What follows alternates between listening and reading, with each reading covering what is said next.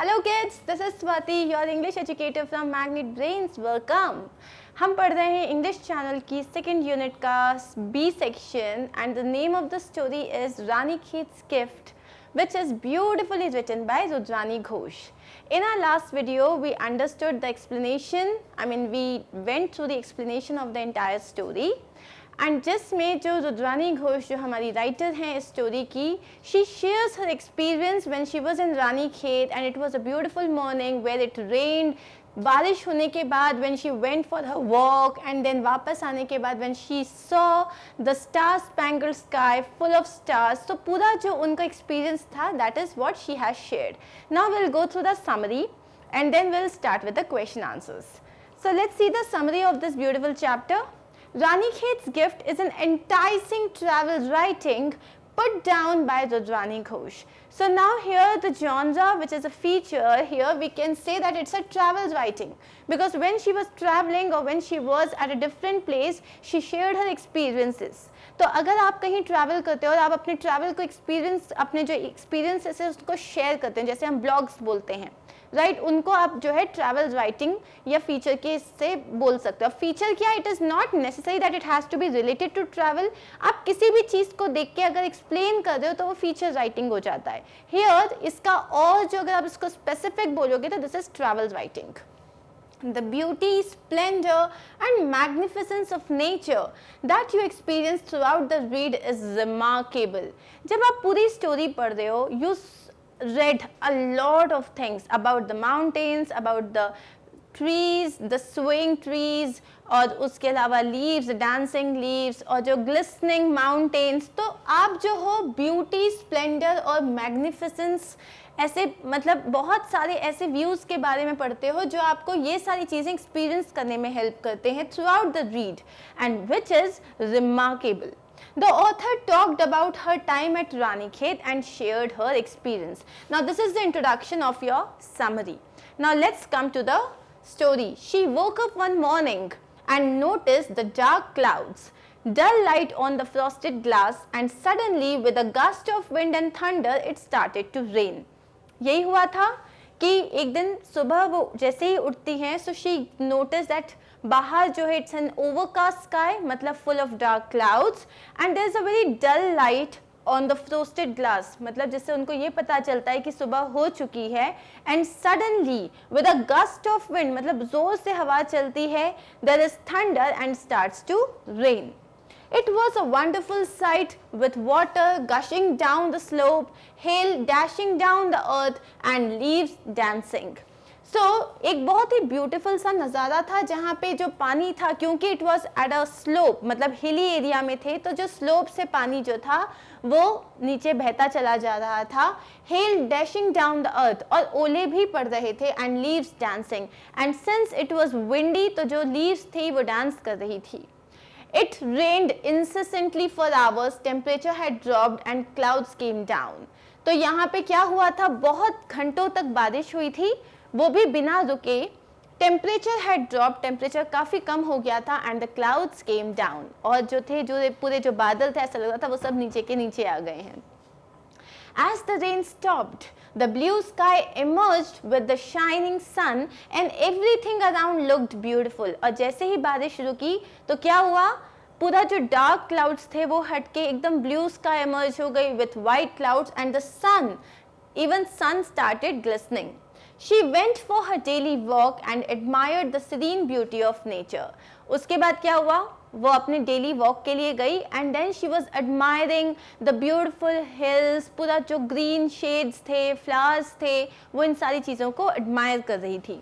Letter there was a power cut and as they came out to check the power station, उसके बाद वो घर पहुंच गए और जब बाद में रात हो गई जब, तब क्या हुआ, पावर कट हो गया, मतलब इलेक्ट्रिसिटी चली गई. और बाहर जब वो घर से निकले कि ये चेक करने के लिए कि पावर कट की सिचुएशन क्या है, they saw a magnificent sight, उन्होंने एक बहुत ही खूबसूरत नज़ारा देखा with millions of stars in the dark sky. वो जो darkest of the dark sky थी उसमें मिलियंस ऑफ स्टार्स थे, अपियरिंग वेरी क्लोज, ऐसा लग रहा था वो काफ़ी पास में है.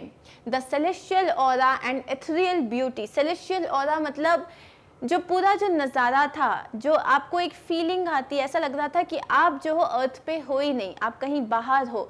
एथरियल ब्यूटी, एथरियल का मतलब होता है बियॉन्ड वर्ड्स, जिसको आप अपने वर्ड्स में एक्सप्रेस ही नहीं कर सकते, of the surroundings field there hearts with gratitude towards the precious nature. क्या निकला था उसके जो मतलब शी वॉज एबल टू से only 2 words. what were those words?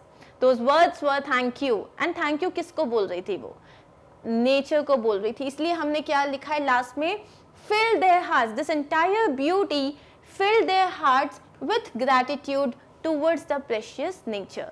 With gratitude, gratitude का मतलब क्या होता है? thankful. आप बहुत थैंकफुल होते हो किसी चीज़ के लिए, तो नेचर के लिए, उस प्रेशियस नेचर के लिए उनका ग्रैटिट्यूड जो था, they expressed with 2 words, thank you, because they were mesmerised. She was not able to say anything, she could only say thank you because she thought that she is somewhere else. She's not on earth. Maybe she is in some heaven or some place like that, which is beyond beautiful. Okay, now we are done with the summary. I hope you understood the chapter well. Let's start with the question answers. So now on page number 28 of your book, here we have some words और कुछ phrases दिए हुए हैं that show a cause and effect relationship. ठीक है, अब हमको उसको मैच करना है. So let me explain you कि ये क्वेश्चन क्या कह रहा है. जैसे लिखा हुआ है wind. अब विंड से कौन सा फ्रेज मैच कर रहा है? The mountains vanish from view. Hello, hello क्या होता है? ओले. हेज मतलब क्या होता है? जो पूरी ओस आ जाती है, कोहरा छा जाता है. सनसेट मतलब सूरज का ढलना. एंड नाइटफॉल मतलब रात हो जाना. तो अब यहाँ पे कौन सा पर्टिकुलर वर्ड है जो इससे साथ जाएगा? The mountains vanish from view. Hedge.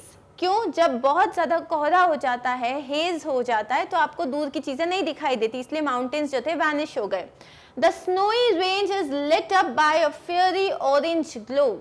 Orange glow कब आता है? When there is sunset. The dark sky is lit up by the stars. अब डार्क स्काई और स्टार्स कब आते हैं? When it is nightfall. The lawn takes on a whitish appearance. पूरे lawn में वाइटिश अपीयरेंस कब छा गया? जब उस पे ओले पड़ रहे थे. And last is the trees move back and forth. Trees जो है एकदम आगे पीछे कब होंगे? जब it is very windy. So let me show you the answers. Here we have written the answer, so you can take a screenshot if you want. Now let's move to the next question. Answer these questions with reference to the context. अब आपको यहाँ पे context दिया है, इसके basis पे आपको answers देने हैं. Amazingly, there was to be found neither a puddle nor a muddy patch. ये writer ने कब कहा था? When she went out for her daily walk, she noticed that कहीं पे भी muddles नहीं थे, मतलब एकदम puddles नहीं थे. Puddles क्या होते हैं? Puddles means जो छोटे छोटे पानी के गड्ढे बन जाते हैं बारिश के बाद. एंड मडी पैच मतलब कीचड़ वाला कोई पैच नहीं था. So question is, why did the author expect to find puddles और मडी पैचेस? पहला क्वेश्चन है कि उसने क्यों एक्सपेक्ट किया था कि उसको जैसे ही वो बाहर वॉक पे जाएगी तो उसको बहुत ज़्यादा कीचड़ मिलेगी या पडल्स मिलेंगे. Why did she expect it? Because it had been raining for hours, continuously, incessantly जो थी बारिश हो रही थी for hours, and obviously after that क्या होता है? Puddles create हो जाते हैं, पूरा जो रास्ता है वो muddy हो जाता है. That's why she expected. So let's see our answer. The author expected to find puddles or muddy patches because यहाँ तक तो हमने question से ले लिया. It had rained incessantly. बारिश कंटिन्यूसली हुई थी. It had rained incessantly for a couple of hours. Incessantly हमने वर्ड क्यों यूज किया? We could have use continuously, but अगर आप अच्छे वोकैबुलरी वर्ड्स यूज करोगे तो आपको अच्छे मार्क्स मिलेंगे. Along with hail with full ferocity. तो अब आपके आंसर में आपने क्या लिखा है? क्योंकि कंटिन्यूसली बारिश हो रही थी for a couple of hours. Along with hail, उसके साथ ओले भी पड़े थे. Along with hail, और आपने लास्ट में ऐड किया है with full ferocity. With full ferocity का मतलब ये नहीं कि बारिश हो रही थी, बस ऐसी छुटपुट बारिश हो रही थी. Full ferocity मतलब पूरे स्पीड के साथ बारिश हो रही थी. एकदम ferocious मतलब एकदम बहुत ही ऐसा लगता है एंग्री बारिश हो रही है. ओके, नेक्स्ट क्वेश्चन है, Why did she not find any puddles? What was so amazing about it? लेकिन जो हमारी राइटर है जब वो अपनी डेली वॉक पे गई तो उनको कोई पडल्स नहीं मिले. And what was so amazing about it? क्यों उनको कोई पडल्स नहीं मिले? The soil being Rocky and Sandy either dried or water made its way downhill. अब क्या था, क्योंकि अब पत्थर पे कैसे कीचड़ जमा होगा, तो रानी खेत में जो जितना पूरा सॉइल है वो पूरा कैसा है, इट्स रॉकी एंड सैंडी. ठीक है, so the soil being Rocky and Sandy either dried मतलब या तो वो सूख गई, और the water made it's way downhill, या तो पानी बहते बहते नीचे चला गया. Water made it's way downhill मतलब पानी बहते हुए नीचे चला गया. So there were no puddles or muddy patches despite the heavy rainfall. इसीलिए वहाँ कोई muddy patches नहीं थे, कोई puddles नहीं थे. Despite का मतलब होता है बावजूद heavy rainfall के.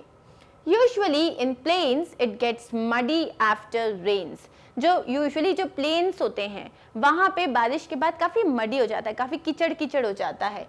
It was amazing to see everything clean and without puddles. But when she went out for the walk, it was amazing to see कि बिल्कुल भी कीचड़ नहीं थी. It was very clear and without puddles. So that is our answer. Okay. Now let's see the third question. How did the sky look when the author went for the walk? अब जब वो पूरी बारिश रुक गई थी, तब वो जब वॉक के लिए गई थी तो स्काई कैसी लग रही थी. Now do not get confused कि आपने लिख दिया रात के बारे में, जो रात में उसको स्काई स्टार स्पैंगल्ड जो स्काई थी, हम उसके बारे में नहीं लिख रहे हैं. यहाँ हमसे पूछा जा रहा है जब वो वॉक पे गई थी उस वक्त सन जो है सनसेट के पहले वो वॉक पे गई थी, तो हम उधर की स्काई को एक्सप्लेन करेंगे. As they went out for a walk, the sky had cleared. अब क्या क्या हो रहा है ये पॉइंट्स नोट डाउन करो. पहली चीज क्या हो गई, स्काई जो थी एकदम क्लियर हो गई थी. Snow-clad mountains gleamed and glistened in the last rays of sun. जो सनसेट हो रहा था, ठीक है, जब उनके जाने के बाद जब सनसेट होने लगा था, तो ये जो snow-clad mountains हैं, snow-clad mountains का मतलब जो बर्फ से ढके हुए जो mountains हैं, they gleamed and glistened, मतलब वो चमक रहे थे किसमें, in the last rays of sun. So ये second point हो गया. थर्ड पॉइंट क्या है, the reflection of the setting sun on the snow seem to set the whole range of mountains ablaze. और ये जो रिफ्लेक्शन था, जो सन की जो रेज थी with all the colours like red, orange and crimson, ये जो सन का रिफ्लेक्शन था, reflection of the setting sun, ऐसा क्या लग रहा था, it seem to set the whole range of mountains ablaze. पूरी जो रेंज थी, पूरी जो माउंटेन्स की रेंज थी, ऐसा लग रहा था उसमें उन्होंने आग लगा दी, हर कुछ चमक रहा था सोने की तरह. And the glow smeared itself on the surrounding clouds. और यही जो ग्लो था ये कहाँ छलकने लगा था, क्लाउड्स के ऊपर छलकने लगा था. It was a mesmerising view. और ये जो था एकदम बहुत ही खूबसूरत सा नज़ारा था. तो now when you talk about this answer here, what will you से? अब आप इसमें अगर मान लो कि अगर आपको ये लॉन्ग क्वेश्चन में आता है, सेपरेट क्वेश्चन में आता है, तो आप इसमें ये भी बोल सकते हो जो हिल्स थे वो हर शेड के दिखाई दे रहे थे, मतलब लाइटेस्ट ग्रीन से लेके डार्केस्ट ग्रीन में, एंड एकदम वेलवेटी ग्रीन ग्रास जैसा लग रहा था. तो all those points also you can add here. Next question है, what led to the drastic change that the writer talks about. अब ड्रास्टिक चेंज क्या था, एक पल एकदम डार्क क्लाउड्स थे, राइट, और एक पल जो थे एकदम जो स्काई था, it was blue sky with white clouds. So the breaking up of the haze, was that the reason, the last rays of the setting sun, या the return of birds and butterflies? क्या हुआ था, अभी एक पल तक कुछ नहीं दिख रहा था, अगले पल एकदम सब कुछ क्लियर था. तो हमारा आंसर होगा the breaking up of the haze, मतलब जो डिसइंटीग्रेट हो गया था हेज, पूरा जो कोहरा था छट गया था, उसकी वजह से ऐसा लग रहा था कि एकदम से जो पूरा नज़ारा था वो चेंज हो गया. There was a drastic change. Okay, next is which sight left the writer transfixed in awe. Now this particular set of words, ये जो है transfixed in awe, here we have to talk about the night, the darkest of the nights and the stars and everything. ठीक है, so let's see our answer.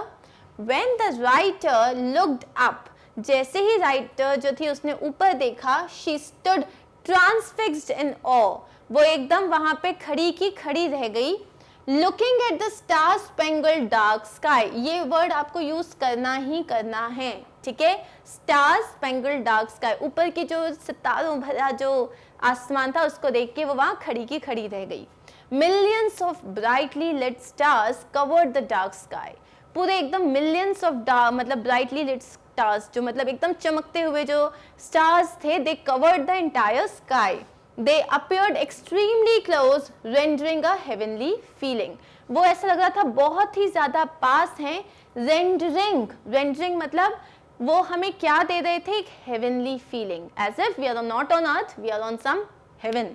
Okay, next question. Now here the question says the writer builds many contrasts through the passage. अब बहुत सारे contrast थे वहाँ पे, जैसे कि एक पल कुछ नहीं दिख रहा था, एक पल जो एकदम क्लियर हो गया, उसको एक्सपेक्टेड था कि बहुत ही ज़्यादा मडी पैचेस होंगे या पडल्स होंगे, but when she went out it was all clear. So इस तरीके के काफ़ी सारे कॉन्ट्रास्ट यूज़ किए गए हैं स्टोरी में। Mention 3 such contrasts presented in the passage. तो इस पैसेज में से मतलब इस पूरा जो राइटअप है इसमें से 3 कॉन्ट्रास्ट हमको निकाल के बताने हैं। These hints will help you. अब उन्होंने ऑलरेडी जो है hints दे रखी है, बस हमें उन्हें एक्सप्लेन करना है। What happened during the rain? What happened once it stopped? तो जब बारिश हो रही थी तब क्या हो रहा था, और बारिश जब रुक गई उसके बाद क्या था, ये पहला कॉन्ट्रास्ट है। So let's see our answer. During the rain, the water was gushing and gurgling down the slope. पहली चीज क्या था, पानी बहुत ही ज्यादा जोर से बह रहा था नीचे की तरफ स्लोप पे। The trees were swaying, जो ट्रीज थे वो एकदम हवा के कारण हिल रहे थे। The leaves were dancing and wind was roaring. So trees sway कर रहे थे, leaves dance कर रहे थे और wind roar कर रहा था। तो ये आपको याद रहना चाहिए। When the rain stopped, अब ये था when it was raining, ठीक है। Now when the rain stopped, there was neither a puddle nor a muddy patch. जब रेन स्टॉप हो गया तो ना कोई पडल था ना कोई मडी पैच था। The sky had cleared, the whole mountain range was in view. Now here what you will say, तो जैसे ही बारिश रुक गई तो स्काई हैड क्लियर्ड, पूरी जो स्काई थी वो क्लियर हो चुकी थी और पूरा का पूरा माउंटेन रेंज था वो विजिबल था। तो पहला क्या था, नथिंग वाज विजिबल। बाद में क्या हुआ, एवरीथिंग वाज विजिबल। ये हो गया पहला contrast. Now second is what did the haze do? It is haze. What did the haze do to the surroundings? What happened when it lifted? तो यहाँ पे जब हेज था, तो जब बारिश रुक गई थी तब भी there was haze, और थोड़ी देर बाद जब सन आ गया तब पूरी हेज जो थी वो क्लियर हो गई थी, मतलब जो कोहरा था, धुंध थी, वो छट गई थी। Due to haze, the distant mountains and the winding pathway at the foot of the hillock was not visible. तो ये हो गया यहाँ का पॉइंट कि जब हेज था तो क्या हुआ था, ड्यू टू हेज जो डिस्टेंट माउंटेन थे, मतलब जो दूर के जो माउंटेन्स थे वो विजिबल नहीं थे। इनफैक्ट जिस हिल लॉक पे उनका बंगलो था, मतलब जिस हिल पे उनका बंगलो था, वहां से जो आगे की तरफ एक वाइंडिंग पाथवे था, एक जो था रास्ता था, वो रास्ता जो था वो भी विजिबल नहीं था। तो ये क्या हुआ, जब हेज था, जब हेज हट गया, when the haze disappeared, the whole mountain range was in view, even this रास्ता was in view। ठीक है, this is your answer। Next question क्या है हमारे पास, what happened to the surroundings at night? What did the writer see in the sky? अब रात में क्या हुआ था पूरे सराउंडिंग को, it was the darkest of dark nights, airy pitch black, but the sky was bright with a million of brightly lit stars। अब रात में पूरा everywhere it was dark pitch black, तो यहाँ पे क्या है, it was darkest of the dark nights, airy pitch black। ठीक है, तो नाइट एकदम डार्क थी, लेकिन as they looked up, तो वहां पे उन्होंने क्या देखा, million of brightly lit stars। तो ये एक अगेन एक कॉन्ट्रास्ट हो गया कि यहाँ एकदम अंधेरा दिख रहा है, ऊपर सिर्फ रोशनी ही रोशनी दिख रही है। ओके, अब हम जाते हैं हमारे नेक्स्ट क्वेश्चन पे। Personification is the literary technique of describing objects in such a way that they seem human. Take the line that uses this technique. अब जब हम स्टोरी पढ़ रहे थे, when I told you about the entire story, when we were going on through the explanation, तब मतलब when we were going through the explanation, what did we see? There were certain times जब writer ने जैसे lady cloud थी उसको personify किया था. Cloud is not a human, लेकिन उसने उसे लेडी क्लाउड बोला as if it was some human. It was a woman जो अपना एक बहुत ही ब्यूटीफुल सा डेलिकेट सा गाउन पहन के जो है आपके घर आई थी. और it was talking about the night की नाइट ने अपने कर्टन्स जो थे वो डाउन कर दिए थे और रात हो गई थी. तो यहाँ पे पर्सोनिफिकेशन यूज किया है. पर्सोनिफिकेशन का मतलब होता है जब आप किसी नॉन लिविंग थिंग को एक ह्यूमन क्वालिटी देते हो. जैसे कि flowers are smiling. Can flowers smile? Flowers cannot smile. But when you say that the flowers are smiling, इसका मतलब होता है कि वो बहुत ब्यूटीफुल लग रहे हैं, खिले हुए हैं, फ्रेश हैं, और आप उनको देख रहे हो और आपको ऐसा फील हो रहा है जैसे वो आपको देखते हुए स्माइल कर रहे हैं. तो यहाँ पे इसे कहते हैं पर्सोनिफिकेशन.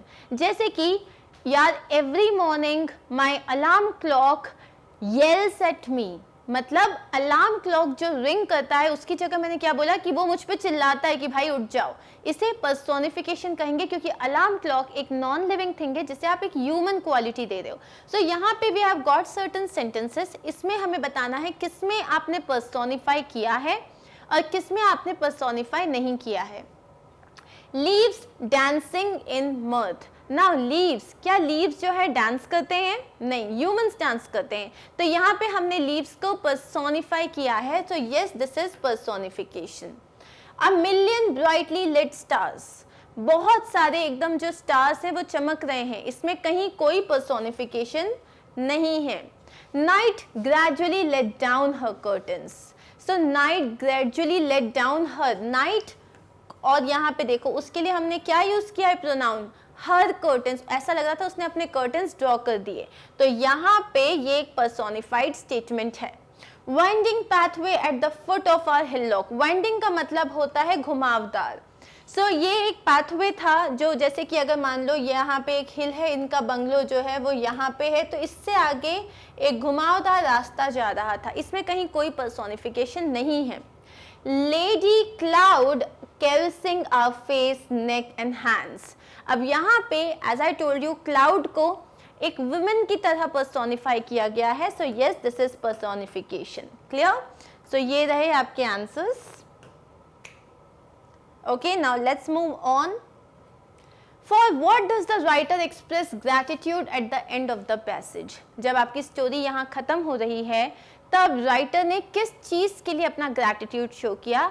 राइटर ने अपना ग्रैटिट्यूड शो किया जो रानी खेत की सीनिक ब्यूटी थी.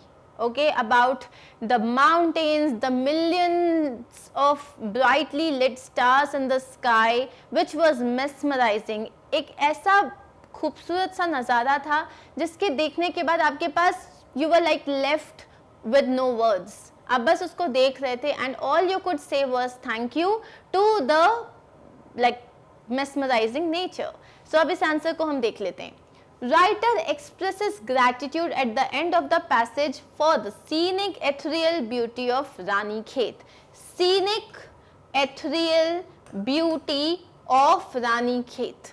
सीनिक मतलब एकदम जिसमें आप माउंटेन्स और झरने, वाटरफॉल्स, फ्लावर्स, हर चीज की बात हो गई. एथरियल मतलब the beauty which is beyond words, जिसके लिए आपके पास शब्द नहीं है. तो सीनिक एथरियल ब्यूटी ऑफ रानी खेत, इसके लिए शी एक्सप्रेस्ड हर ग्रैटिट्यूड.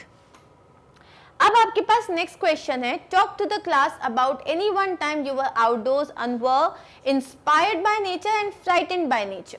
अब ऐसा हमेशा नहीं होता that you are out and you are inspired by nature. Yes, you are always, but there are times when you are scared.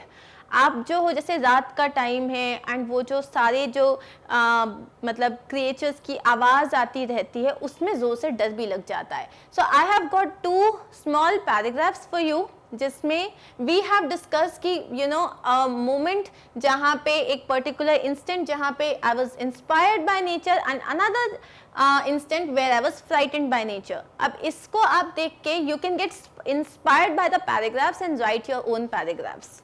So first, where I was inspired by nature, it was monsoons. I went for a trek to Valley of Flowers, Uttarakhand. So since I'm a trekker, I love to trek, and in last, like it was last to last year, It was monsoons and I went for a trek to Valley of Flowers, Uttarakhand along with my family. We started our journey from Haridwar. So Haridwar से हमारा trek start हुआ था and after hours of travel in a bus, finally started to trek. तो after hours of travel जितना हमें किया था, finally we reached our place जहाँ से हमें trek करना start करना था. It was mesmerizing. मतलब बहुत ही खूबसूरत सा नज़ारा था. The ethereal beauty of the snow-capped mountains, sparkling river, green lush trees and radiant flowers filled our hearts with gratitude towards the beautiful nature. So अब वहाँ पे क्या क्या था वो I have explained in these 4 lines की जो ethereal beauty थी वहाँ पे snow-capped mountains की, स्पार्कलिंग रिवर, हर जगह वहाँ पे जो वाटरफॉल्स थे या स्पार्कलिंग रिवर थी, ग्लेशियर्स थे, it was beautiful. Green lush trees. Green lush trees मतलब जो वहाँ पे माउंटेन रीजन में आपको जो ट्रीज दिखते हैं, दे आर लाइक ऐसा लगता है दूर दूर तक एकदम ग्रीन, पूरा ऐसा लगता है चादर बिछा दी है किसी ने. And radiant flowers. Since we went to the place valley of flowers, it was full of flowers, filled our hearts. उन्होंने हमारे जो हार्ट्स थे, they were like, it was filled with gratitude, thankfulness towards the beautiful nature. The clouds embraced us with their soft and chilled cushiony hands. ठीक है, अब यहाँ पे मैंने क्लाउड्स को पर्सोनिफाई किया है कि क्लाउड्स ने हमें इम्ब्रेस कर लिया. इम्ब्रेस का मतलब हग कर लिया. with their soft and chilled cushiony hands. The wind did not let us feel tired throughout the journey.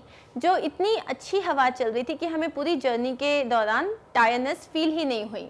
We never bought a single water bottle, instead enjoyed fresh water from the streams. And this is true, we never even bought a single water bottle. जितने भी fresh water streams थे हमने उसी से पानी भरा था. After being there for 6 days, I realized that life is beyond the materialistic things that we feel we cannot live without. Now when we were there was no network. आपके पास कोई network नहीं थे, कोई चार्जिंग पॉइंट्स नहीं थे, कुछ नहीं था. But when you were there you did not want to listen to music, because जो नेचर का म्यूजिक था वो अपने आप में सफिशिएंट था.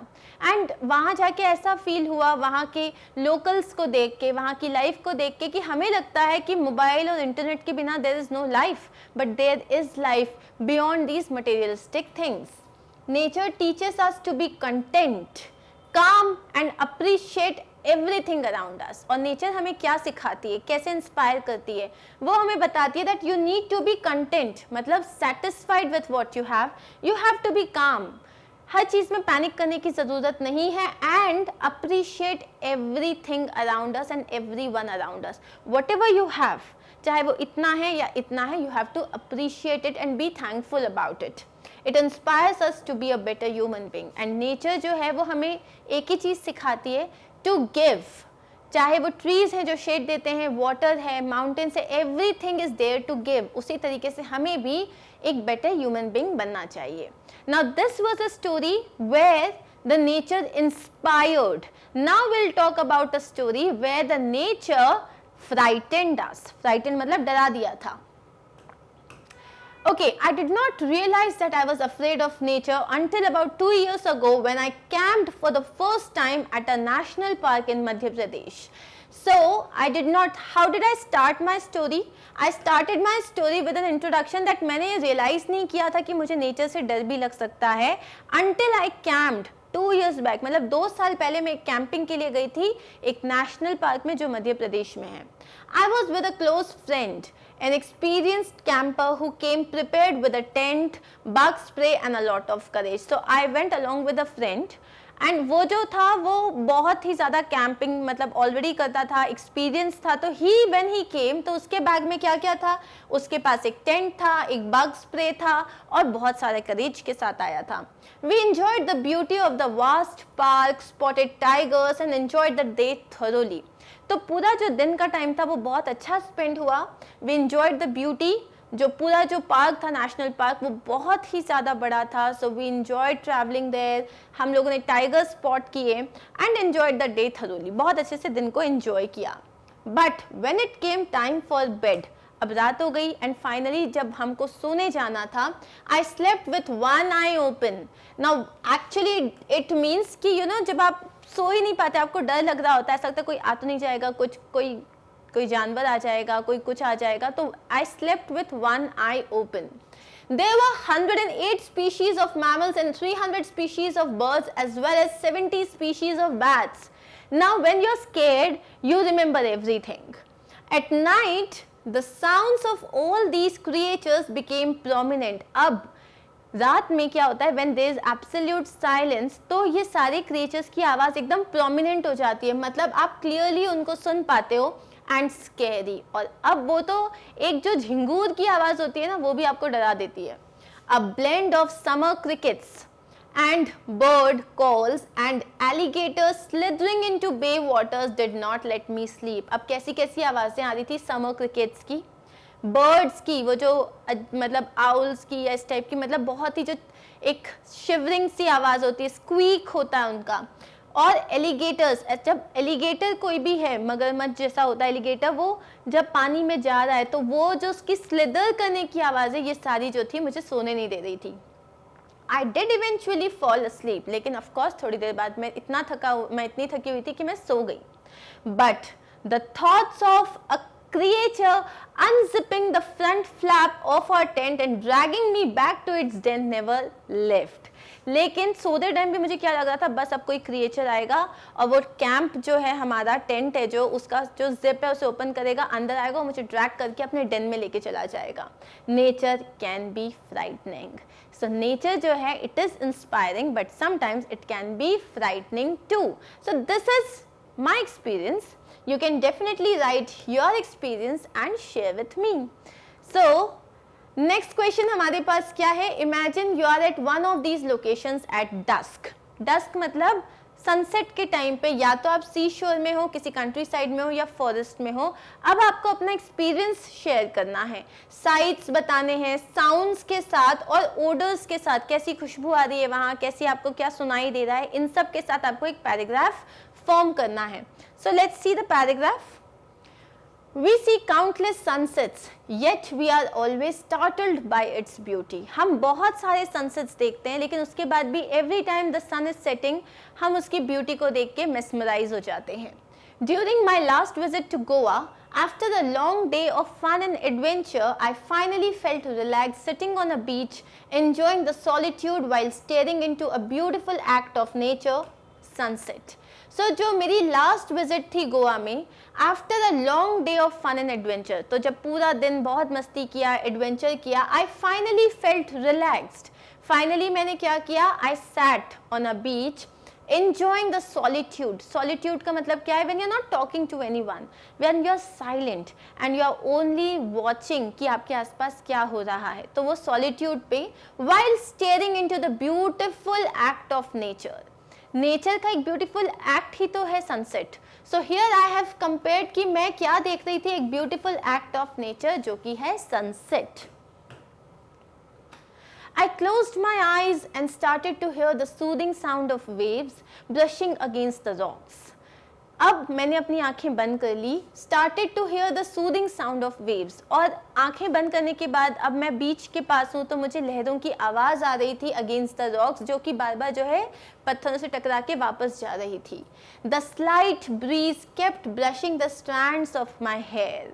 अब जो स्लाइट बहुत अच्छे से जो हवा चल रही थी, it kept brushing the strands of my hair, मतलब जो मेरे खुले हुए बाल थे उनको वो जो है सहलाते हुए जा रही थी. I opened my eyes to this intense assortment of orange, yellow and pink colors all over the sky. So I opened my eyes. जब मैंने अपनी आँखें खोली, so what did I see? An intense assortment. Assortment क्या होता है? Mixture of orange, yellow and pink colors all over the sky with the fiery sun already starting to hit the water. तो जब मैंने अपनी आईज खोली तो ये all these beautiful colors, ऐसा लग रहा था सब मिक्स अप हो चुके हैं, और जो सन था it already had started to hit the water, मतलब वो डूबने लग गया था. The ocean water was mirroring the colors in the sky. और जो ओशन का जो वाटर था उसमें पूरे कलर्स जो थे स्काई के वो दिख रहे थे. The mist of the top and heart notes, a blend of magnolia, ozone and jasmine is what the salty sea breeze smells like. अब यहाँ मैं बात कर रही हूँ किस तरीके की खुशबू आ रही थी. तो मिस्ट जो था, मतलब ये जो ब्रीज था, जो पूरी हवा चल रही थी, उसके जो मिस्ट था of the top and heart notes, a blend of, तो कैसा था, कैसी खुशबू थी, a blend of magnolia, ozone and jasmine. एकदम जो ब्रीज थी वो उस तरीके से स्मेल कर रही थी. It wakes up the poet in you. और ऐसी खूबसूरत सी जो जगह होती है वो आपके अंदर के पोएट को जगा देती है. You want to write, suppose like I love literature and I write a lot of things. I write blogs, I write poems. तो क्या होता है जब आप इतनी खूबसूरत सी जगह पे होते हो, you want to write, you want to express yourself. So if you love literature and if you have ever been to a beautiful place like this, write about it. It really helps. बहुत अच्छा लगता है. बाद में जब अपना blog है या अपना right up when you read it, तो ऐसा लगता है वापस आपकी वो जर्नी स्टार्ट हो गई है. So that is it for this particular video, guys. Now we are left with the entire grammar section, which we will deal in our next video. And if in case you are not able to find our video, so what you have to do, visit our website magnetbrains.com, go to the courses tab, click on it, all the classes will appear, click on whichever class you want to study, then go to the subject and click on the topic, because a list of all the topics that have been covered वो playlist है, उसमें से आप अपने topic को select करें and your video will appear. That is it. So I hope you enjoyed the session. I'll see you in my next video. Take care of yourself. Bye bye.